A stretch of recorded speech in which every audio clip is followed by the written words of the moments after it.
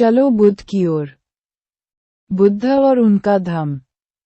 Baba Saheb doctor Bhimrao Ambedkar लिखित। Audio editor Manoj Kumar बौद्ध। नमो बुद्धाय। छठा भाग। बुद्ध तथा उनके समकालीन। 1. उनके समकालीन। 1. जिस समय गौतम ने प्रव्रज्या ली, देश में बड़ी मानसिक उथल-पुथल मची हुई थी। ब्राह्मणी दर्शन के अतिरिक्त कोई 62 दार्शनिक मत और थे। ये सभी ब्राह्मणी दर्शन के विरोधी थे। उनमें से कम 6 ध्यान देने योग्य थे। 2. इन दार्शनिक परंपराओं में से एक के मुखिया का नाम पूर्णकाश्यप था। उसका मत अक्रियावाद कहलाता था। उसकी स्थापना थी कि कर्म का आत्मा पर किसी भी तरह से कोई प्रभाव नहीं पड़ता।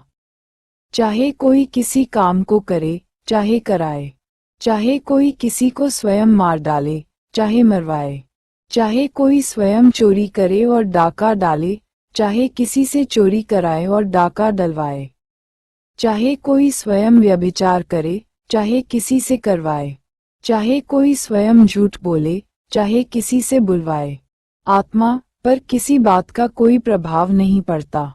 कोई कार्य कितना भी जघन्य हो, आत्मा को पाप से लिप्त नहीं करता। कोई कार्य कितना ही अच्छा हो, आत्मा को पुण्य से युक्त नहीं करता। आत्मा पर कोई क्रिया ही नहीं होती। जब आदमी मरता है तो उसके शरीर के सभी तत्व उन मूल तत्वों से जा मिलते हैं जिनसे उसका शरीर बना है। मरने के बाद कुछ नहीं बचता, न शरीर और न आत्मा। 3. एक दूसरी विचारधारा का नाम था नियतिवाद। इसके मुख्य उपदेशक का नाम था मक्खली गोसाल। उसका मत एक प्रकार का पूर्व निश्चयवाद था। उसका मत था कि न कोई कुछ कर सकता है और न होने से रोक ही सकता है। घटनाएं घटती हैं, कोई स्वेच्छा से उन घटनाओं को घटा नहीं सकता है। न कोई दुख को दूर कर सकता है और न कोई उसे घटा बढ़ा सकता है। आदमी पर संसार में जो कुछ बीतने को हो, वह बीत कर रहता है। 4. तीसरा मत उच्छेदवाद कहलाता था। इसका मुख्य उपदेशक अजित केसकंबल था। उसका मत एक प्रकार का संपूर्ण नाशवाद था। उसकी शिक्षा थी कि यदि यज्ञ और होम बेकार हैं, कर्मों के कोई ऐसे फल नहीं होते जिन्हें आत्मा भोग सके व उसे भुगतने पड़े। न कहीं कोई स्वर्ग है और न नरक। आदमी का निर्माण दुख के कुछ तत्वों से हुआ है। आत्मा उनसे बच नहीं सकती। संसार में जितना भी कष्ट है, जितना भी दुख है, आत्मा का उससे कहीं किसी तरह त्राण नहीं।